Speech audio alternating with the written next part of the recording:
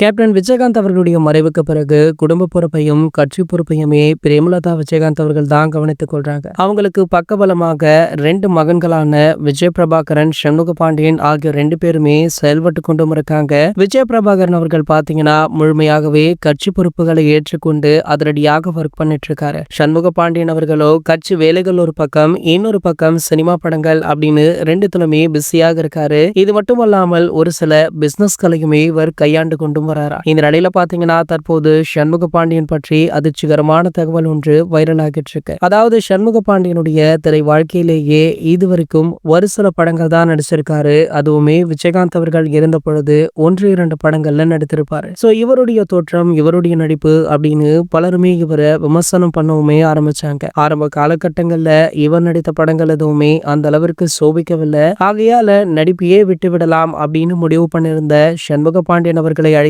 ஒரு தரமான அட்வைஸ் ஒன்று பண்ணிருக்காராம் நம்ம சூப்பர் ஸ்டார் அவர்கள். சோ அவருடைய அட்வைஸை கேட்டு அதன் பிறகுதான் படைத்தலைவன் அப்படின்ற படத்துல நம்ம சண்முக பாண்டியன் அவர்கள் கமிட் ஆகியிருந்தாரு. சோ இந்த திரைப்படம் பாத்தீங்கன்னா ரீசெண்டா தான் ரிலீஸ் ஆச்சு. ரிலீஸ் ஆனது மட்டுமல்லாமல் சண்முக பாண்டியன் அவர்களை ஒரு சிறந்த பெர்ஃபார்மராக நிரூபித்தது இந்த படம் அப்படின்னு சொல்லலாம். அது மட்டும் இல்லாம வசூல் ரீதியாக இந்த படம் நல்ல லாபத்தை கொடுத்திருக்கு. ஆகையால அடுத்தடுத்து சண்முக பாண்டியன் அவர்களுக்கு பட வாய்ப்புகளுமே குவிஞ்சிட்டு இருக்கு. இவருடைய நடிப்புல அடுத்ததாக கொம்பு சிவி அப்படின்ற திரைப்படமுமே உருவாகிட்டு இருக்கு. இப்படி சூப்பர் ஸ்டார் பண்ண ஒரே அட்வைஸால தன்னுடைய கெரியரே மாறிடுச்சு அப்படின்னு சண்முக பாண்டியன் அவர்கள் சூப்பர் ஸ்டாருக்கு நன்றியை தெரிவிச்சிருந்தார். இவர் மட்டுமல்ல, இவருடைய குடும்பத்தாருமே சூப்பர் ஸ்டார் ரஜினிகாந்த் அவர்களுக்கு நன்றியை தெரிவிச்சிருந்தாங்க அப்படின்றதுமே குறிப்பிடத்தக்கது. இது போன்ற செய்திகளை பற்றி நீங்க உடனே தெரிஞ்சுக்க நம்ம சேனலை மறக்காம சப்ஸ்கிரைப் பண்ணிக்கோங்க.